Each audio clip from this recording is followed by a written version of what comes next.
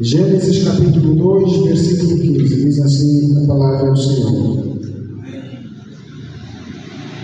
E tomou o Senhor Deus o homem e o pôs no jardim do Éden para o lavrar e o guardar. Palavra do Senhor. Amém. Senhor, nosso Deus e Pai, rendemos graças por tua bondade, rendemos graças, ó Deus, pelo teu amor. Pedimos que o Santo Espírito nos dê entendimento da tua palavra nesta manhã, de tal forma, Senhor, que possamos compreender sobre a importância do trabalho e o quanto ele é extremamente útil para nós. Nos ansioramos em nome de Cristo Jesus, nosso único Senhor e Salvador. Amém. Amém. Podemos tomar nossos assentos, queridos irmãos. É um prazer, mais uma vez, estarmos aqui juntos para refletirmos na palavra do Senhor. Eu quero desejar boas-vindas àquele irmão que está conosco pela primeira vez. Sinta-se em casa. Esta é a primeira igreja presbiteriana do Namur e é um prazer recebê-la mais uma vez no nosso meio.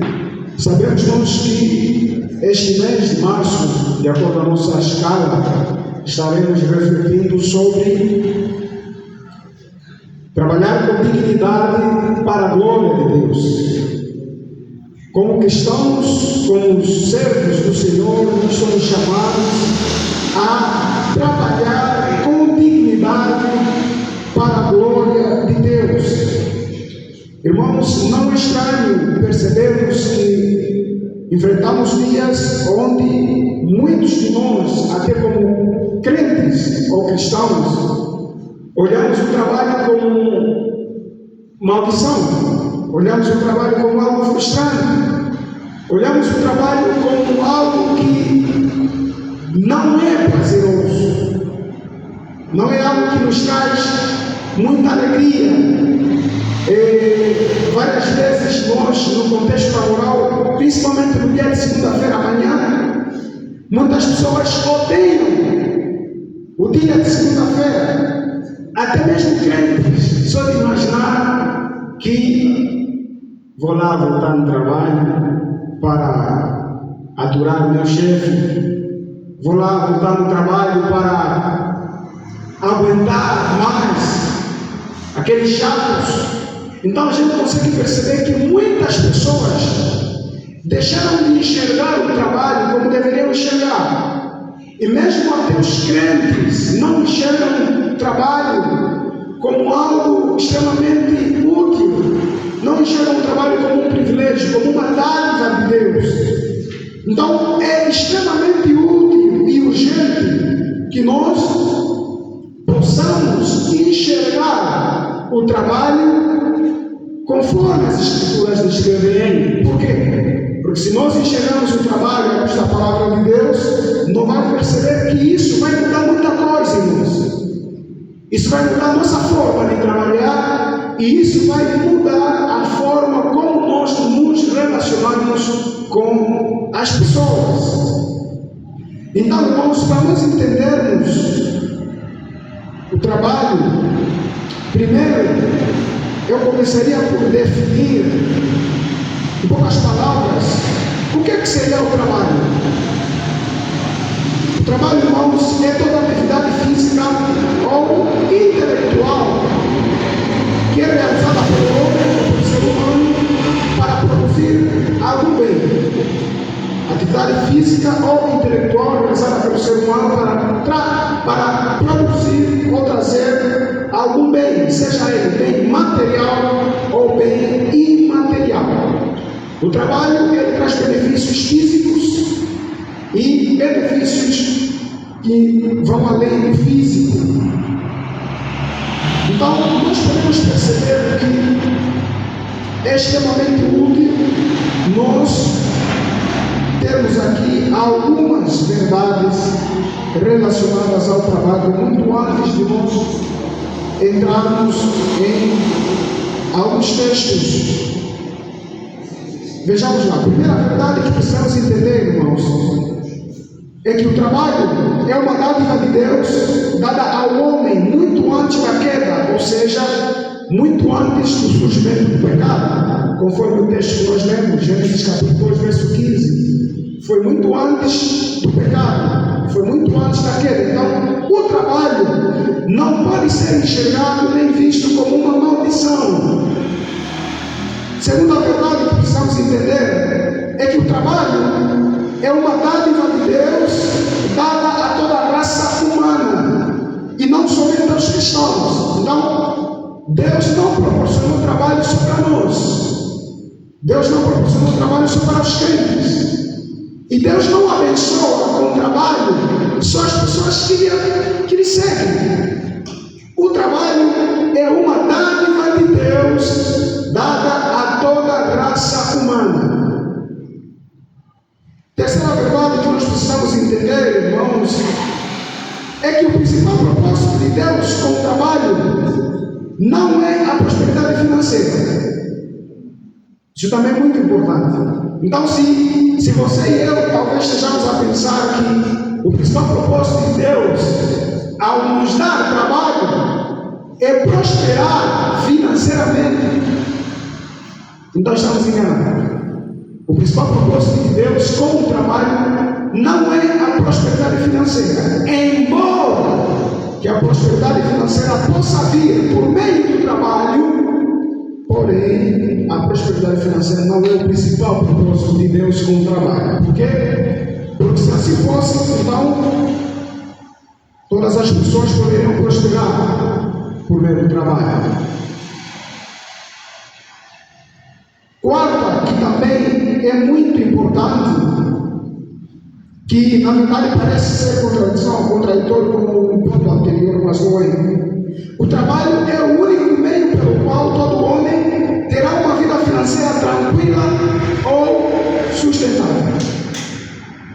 No ponto anterior, eu disse que o principal objetivo do trabalho não é de nós sermos ricos, ou seja, Deus não nos proporcionou trabalho para enriquecer.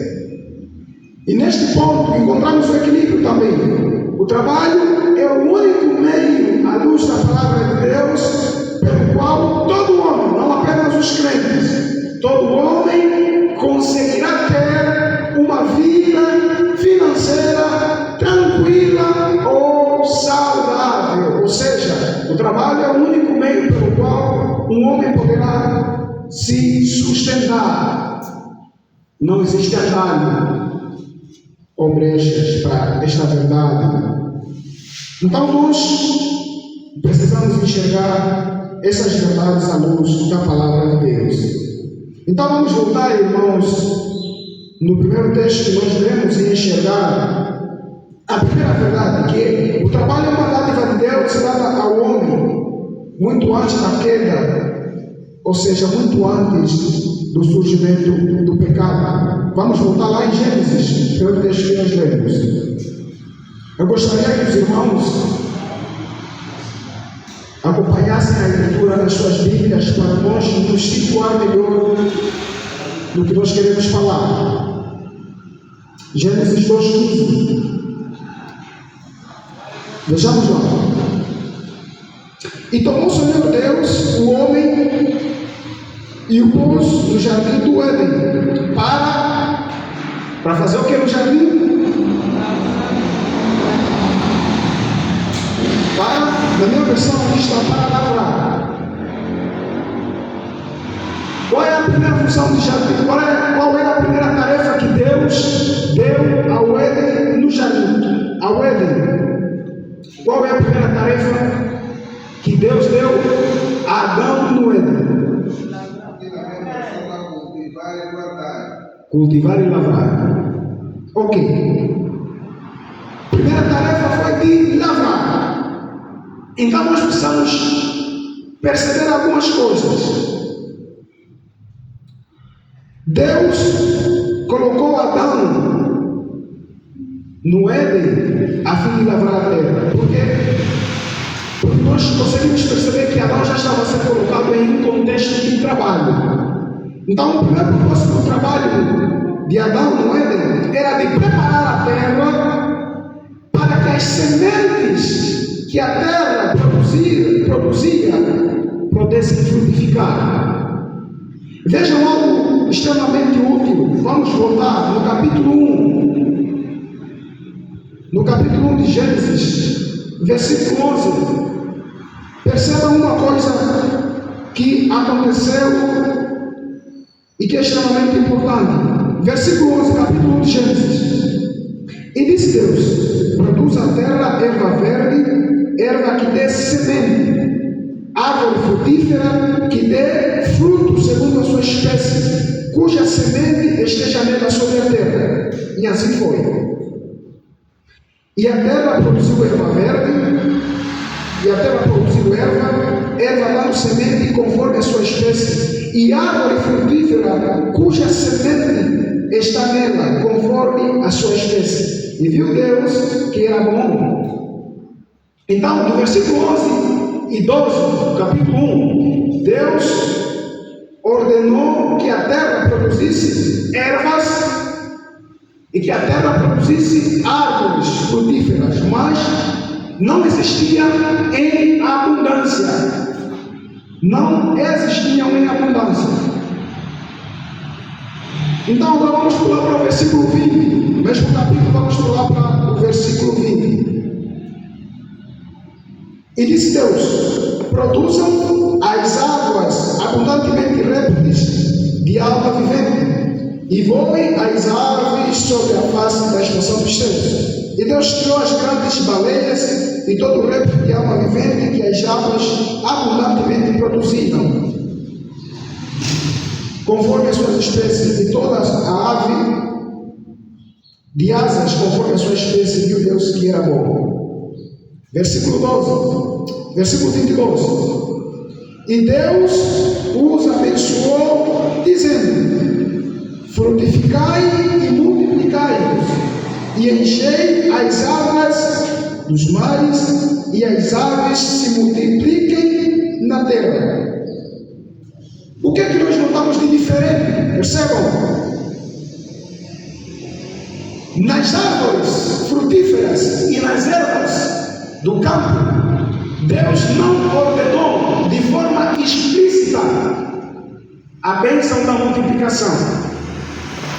Se nós voltarmos nos 3 versículos que nós lemos, o 11 e o 12, nós vamos perceber que nas ervas verdes que estavam no campo, estavam no Éden, e nas árvores frutíferas que dariam frutos, Deus não ordenou de forma explícita que as sementes das ervas verdes e as sementes das árvores frutíferas pudessem se multiplicar automaticamente. Mas nós, quando lemos os versículos 20 e versículo 22, nós percebemos que Deus, nas aves dos céus, ordenou de forma explícita a multiplicação, e nos grandes animais do mar também ordenou que se multiplicassem. Então nós podemos nos perguntar por que é que para as ervas verdes, para as árvores frutíferas, Deus não ordenou de forma direta ou explícita a multiplicação. Porque por causa do trabalho, nós podemos perceber que Deus proporcionou trabalho a Adão com o propósito dele preparar a terra. Por quê? Porque a terra já tinha condições, as sementes já tinham condições para elas frutificarem. Mas a frutificação das ervas verdes, mas a frutificação das árvores, a multiplicação das árvores frutíferas, só aconteceriam através do cultivo. Então nós conseguimos perceber que Adão foi chamado a fazer parte do desenvolvimento da criação. Adão foi chamado para fazer parte do desenvolvimento dessas outras espécies de árvores frutíferas, das ervas verdes, que poderiam se multiplicar sobre a face do Éden. Poderíamos perguntar, mas Deus não tinha o poder de fazer com que todas essas árvores frutíferas pudessem surgir automaticamente ou abundantemente, sem que Adão pudesse cultivar a terra? Poderia de fato. Deus tinha esse poder, Deus tem esse poder. Deus poderia muito bem fazer com que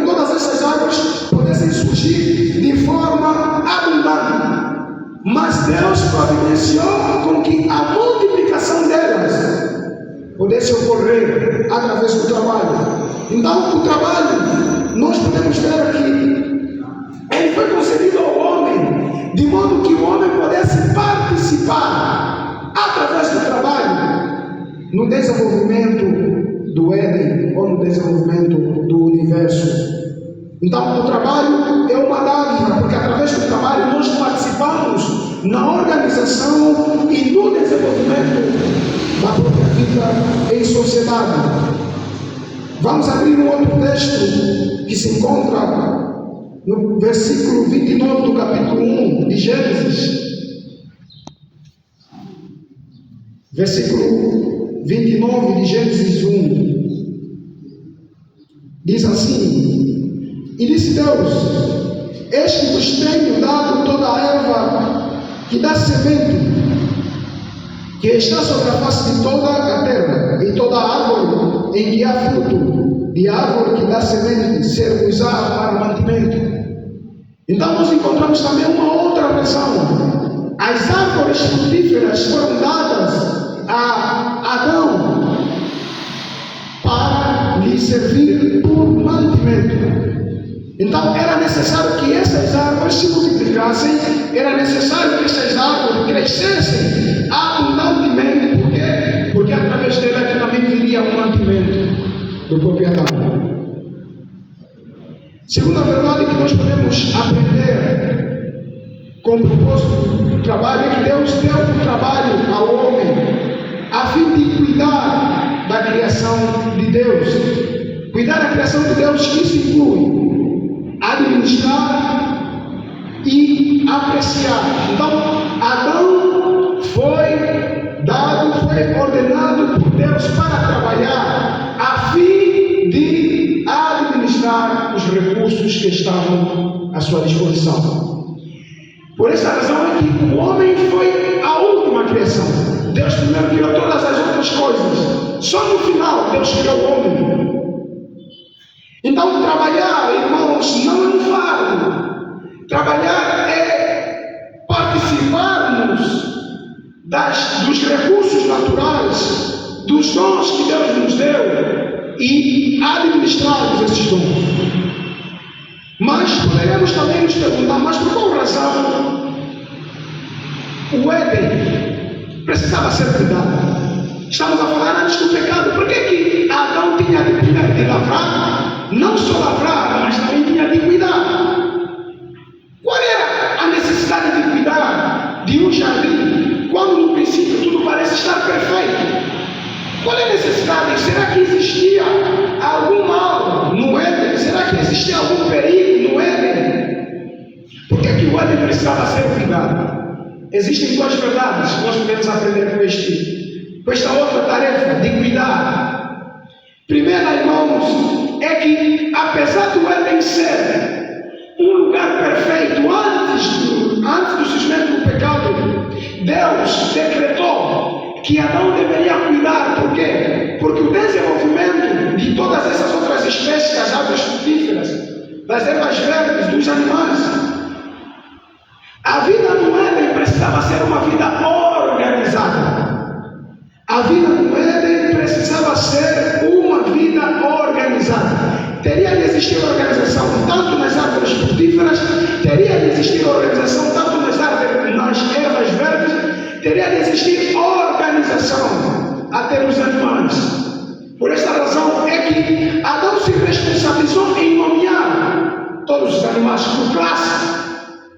Isso é uma tarefa que Deus lhe deu, porque era a tarefa dele de cuidar e administrar. Então, apesar do Éden ser um lugar perfeito, nós percebemos que Deus decretou, Deus proporcionou que Adão pudesse organizar o universo nesse contexto do Éden através do trabalho. Então, através do trabalho nós podemos organizar.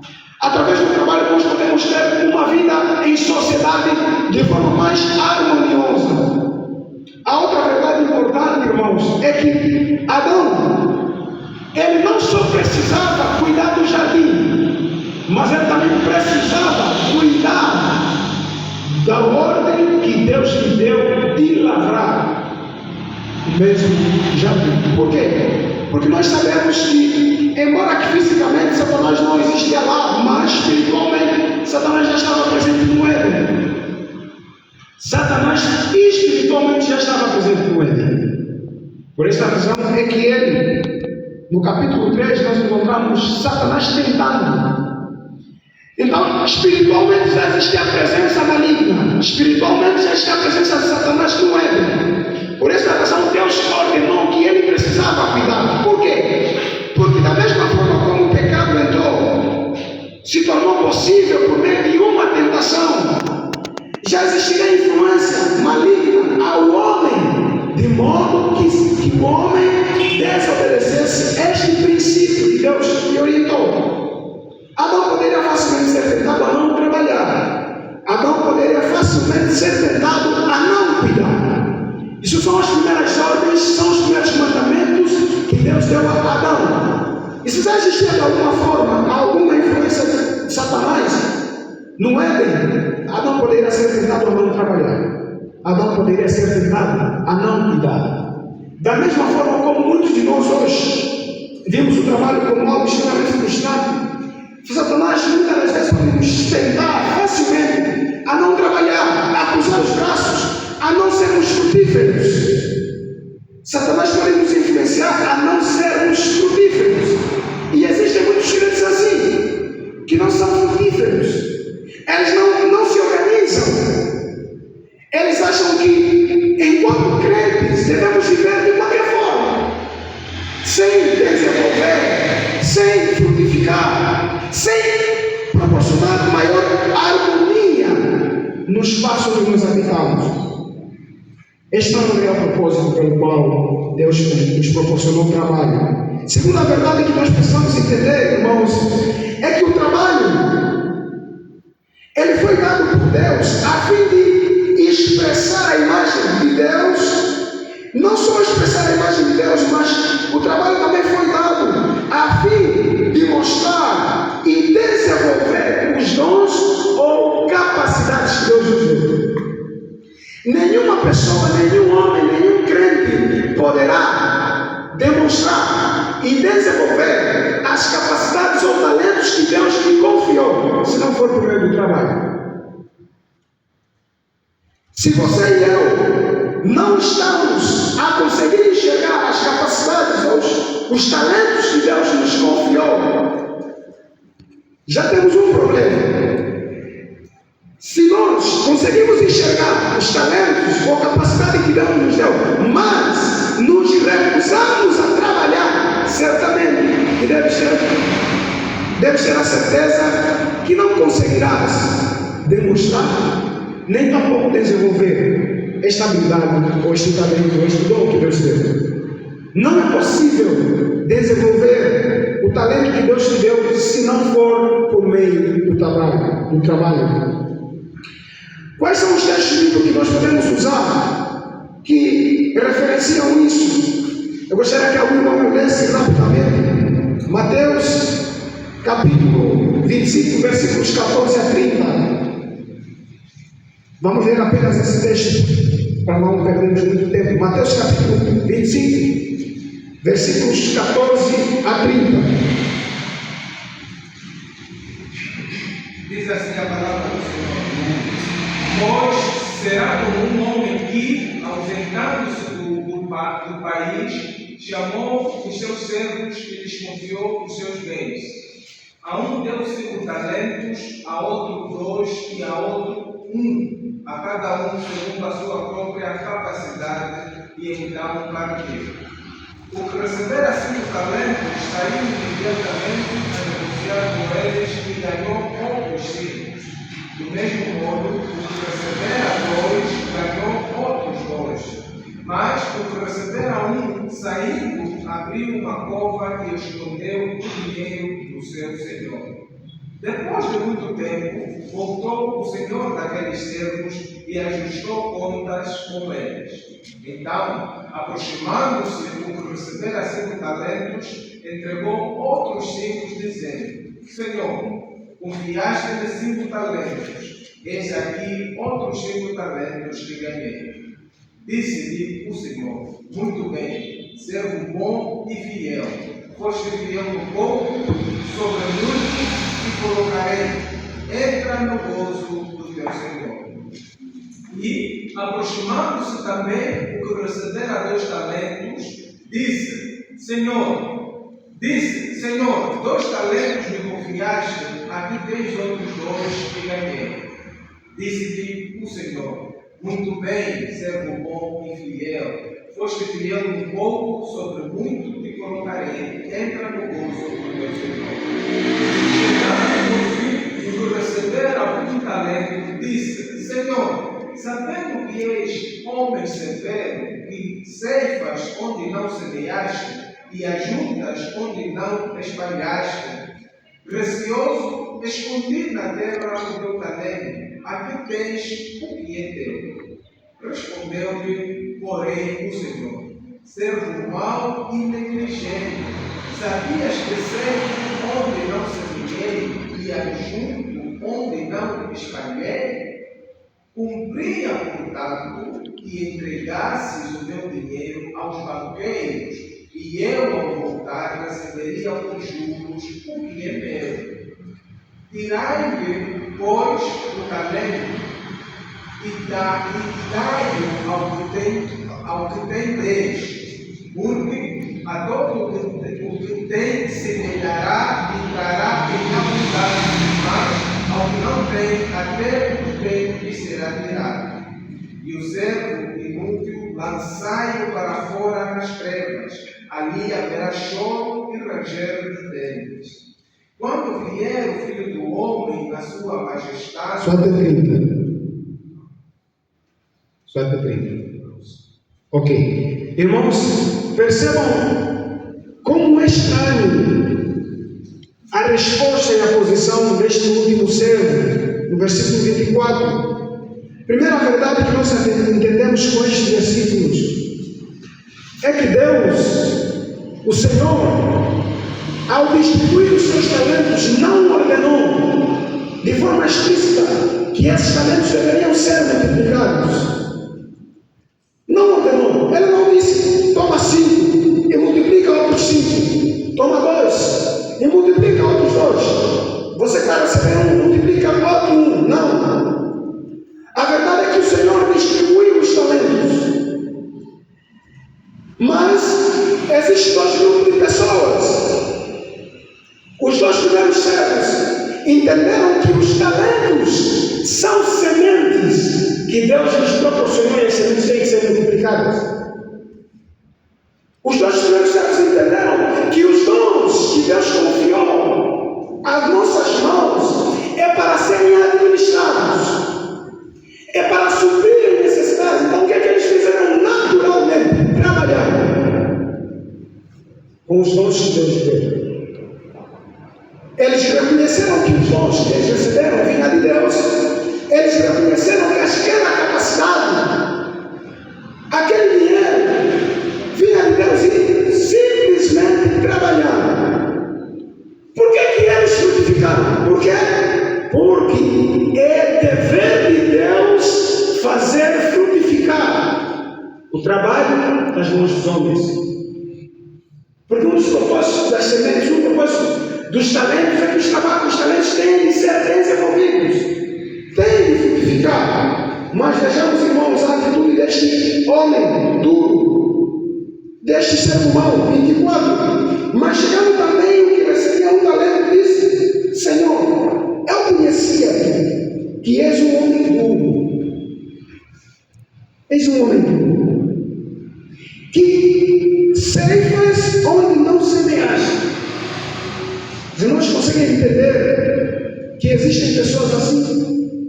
Este servo está dizendo: o Senhor é um homem duro, o Senhor quer colher, o Senhor quer multiplicação onde não foi semeado. Quando ele diz: o Senhor ceifa onde não semeou, ele está dizendo, ele está assumindo uma posição de ingratidão. Ele está dizendo: Senhor, tu não me proporcionaste recursos, tu não me deste semente, tu não me deste talento.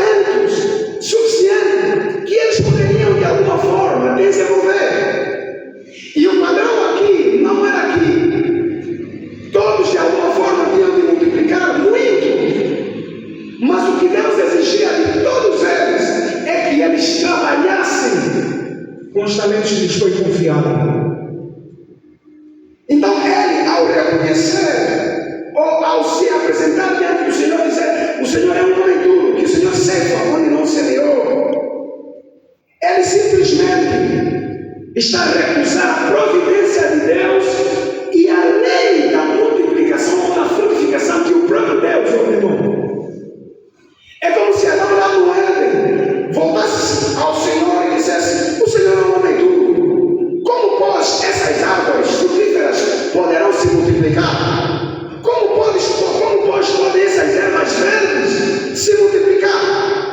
Não poderia o Senhor fazer com que elas se multiplicassem naturalmente? Não poderia o Senhor ordenar, da mesma forma como ordenou às aves dos céus e aos peixes do mar? Por que a multiplicação tem de vir por meio do meu trabalho, ou por meio do trabalho?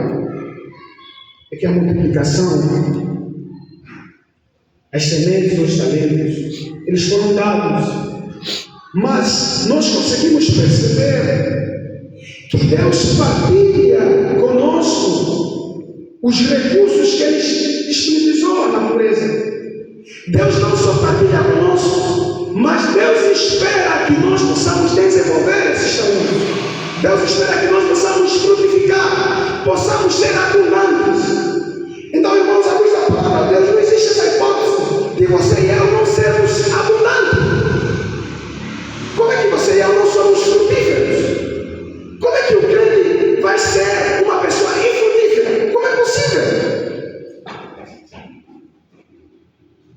Deus pode proporcionar desenvolvimento e crescimento. E através dessas verdades, irmãos, nós podemos perceber que não existe motivo para você e eu sermos pessoas frustradas em um contexto de Angola, onde maior parte da juventude, maior parte da população é desempregada.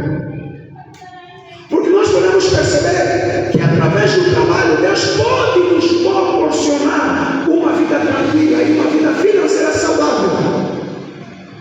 Deus não nos prometeu emprego, mas Deus nos proporcionou o trabalho. Por quê? Porque é através do trabalho que nossas habilidades serão conhecidas, é através do trabalho que nossas habilidades serão desenvolvidas, e é através do trabalho que virá o sustento. Então a ideia de se frustrar por causa da falta de trabalho ou de emprego não deveria ser uma prática muito adotada entre os crentes. Irmãos, que Deus nos livre de uma atitude semelhante a este homem, porque Deus nos confiou talentos, e esses talentos devem ser desenvolvidos. O desenvolvimento dos talentos é responsabilidade humana. O desenvolvimento dos talentos não é automático. A frutificação, há pessoas que, muitos de nós, quando lemos Salmos 1, bem-aventurado o varão que não anda segundo o conselho dos ímpios, lá nos últimos versículos diz: ele será comparado a uma árvore frutífera que dá seu fruto na estação própria. E muitos pensam que essa frutificação é a frutificação dos frutos do Espírito de Gálatas. Não. A frutificação não é só frutos do Espírito. O crente não pode ser uma pessoa que só tem armas espirituais. Não. O crente, além de ser crente, ele também é um ser social. E enquanto ser social, ele precisa ser alguém que espelha que ele foi convidado por Deus para participar do desenvolvimento, para participar da organização do universo. E isso acontece através do trabalho. Para nós chegarmos ao fim, o trabalho, irmãos, ele também foi proporcionado por Deus a fim de nós servirmos o próximo. O maior dom que o crente pode ter de Deus é o amor. Isso é indiscutível. Então você agora se perguntar, podemos nos perguntar: como é que meu amor vai ser aperfeiçoado? Como é que eu vou crescer no amor? Através também do trabalho. Porque o trabalho também nos foi proporcionado por Deus para servirmos o próximo. Efésios capítulo 4, versículo 28. Se algum irmão encontrar, pode fazer a leitura. Efésios 4:28.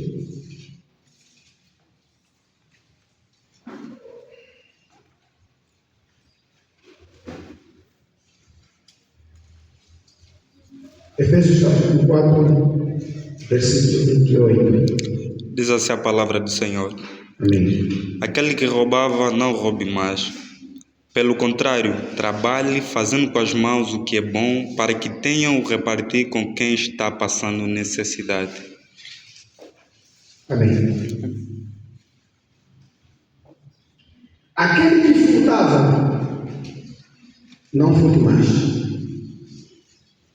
Então existiam crentes na igreja de Éfeso que estavam a furtar. E nós estamos a falar de uma epístola, e as epístolas foram escritas para a igreja. E Paulo vai dizer para esses irmãos: aquele que furtava, não furte mais.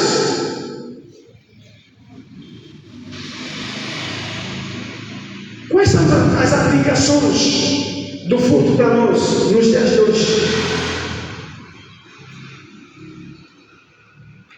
A palavra do Senhor diz em Provérbios que a balança é enganosa, é abominação para o Senhor. O que é furtar?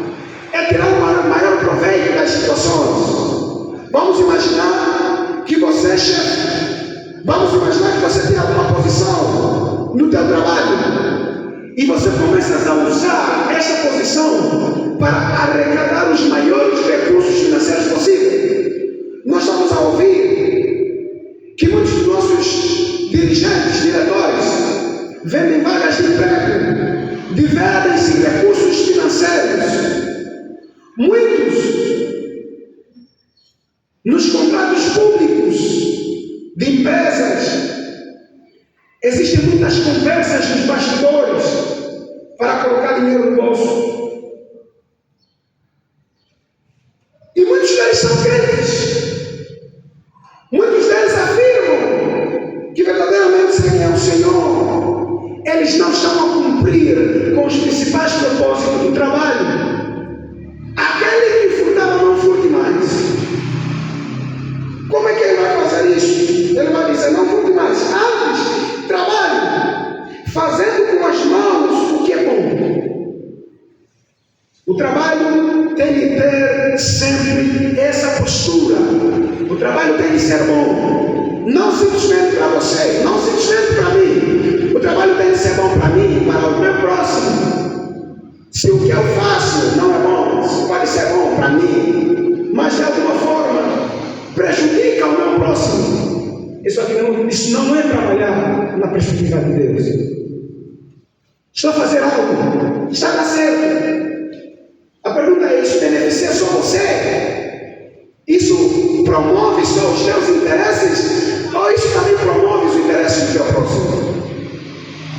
Isso traz bem só a você? Ou isso também traz bem ao próximo? O trabalho ele deve ter essa característica, tem que ser bom.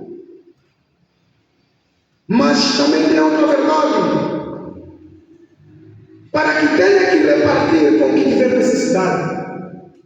Enfrentamos dias onde as pessoas estão cada vez mais insensíveis à generosidade. Houve até algumas vezes que nós discutíamos se um crente, se encontrar um mendigo, uma pessoa que está passando muita necessidade na rua, pode ser generoso. E muitos têm sido inclinados a pensar que os primeiros atos de generosidade do crente devem ser somente com os irmãos na fé. Só que não é verdade. Embora os irmãos na fé de alguma forma sejam priorizados, você não precisa esperar programa da igreja, esperar programa de doações para praticar generosidade. Enfrentamos dias onde as pessoas estão cada vez mais puxando as brasas para as suas sardinhas. É muito incomum você hoje encontrar crentes que têm coisas em abundância,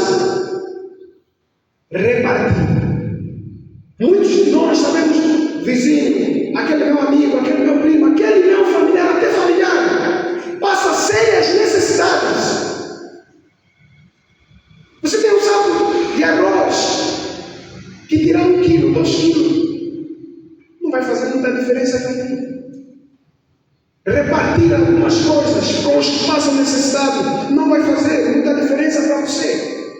Mas simplesmente decidimos não fazer. Simplesmente decidimos não fazer. Ao não fazer, nós estamos simplesmente a recusar o fato e a verdade de que Deus nos chamou a trabalhar, e o trabalho tem como propósito servir o próximo. Não servir na perspectiva de que eu estou a fazer o bem com o propósito de receber o mesmo retorno. Não. É servir sem esperar algo em troca. Por quê? Porque é através do ato de servir o próximo que nós expressamos amor. É através do ato de servir o próximo que nós expressamos amor.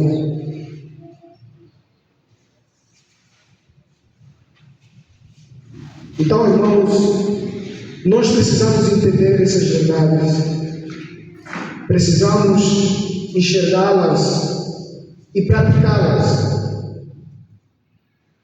À luz da palavra de Deus, não há motivo para você e eu nos frustrarmos por falta de emprego. Então, o que é que nós precisamos fazer? Palavras finais. Deus proporcionou talentos a todos nós. Deus nos proporcionou capacidades. Então, por que essas capacidades não são notórias? Por que essas capacidades não são multiplicadas, não são desenvolvidas? É porque não estão a trabalho. Simplesmente isso. Identifique. Faça uma análise. O que é que você realmente sabe fazer? É hora de nós nos aplicarmos como aqueles dois primeiros servos. Desenvolver os dons. Existem pessoas crentes que vivem sem metas. Entra ano, sai ano, não estão a se desenvolver. E quando não se desenvolvem, eles não são frutíferos. Não são frutíferos, estão estagnados, estão parados. E depois vão passar a vida a lamentar. Então, se Deus te proporcionou uma capacidade de ler, de escrever livros, se Deus te proporcionou a capacidade de transar, de fazer doces, o que é que você precisa fazer? Trabalhar e desenvolver isso. Trabalhe, desenvolva, faça cursos. Se você se identifica com pastoraria, faça cursos, desenvolva-se. Se você se identifica com finanças, faça cursos, desenvolva-se, coloque-se em contextos que vão ser terra fértil para você que vai fazer essa semente, esse dom, frutificar e multiplicar. Porque quando a gente se recusar a trabalhar, certamente, irmãos, que podemos ter certeza que não seremos frutíferos. Sem trabalho não seremos frutíferos. Que Deus nos abençoe. Oremos.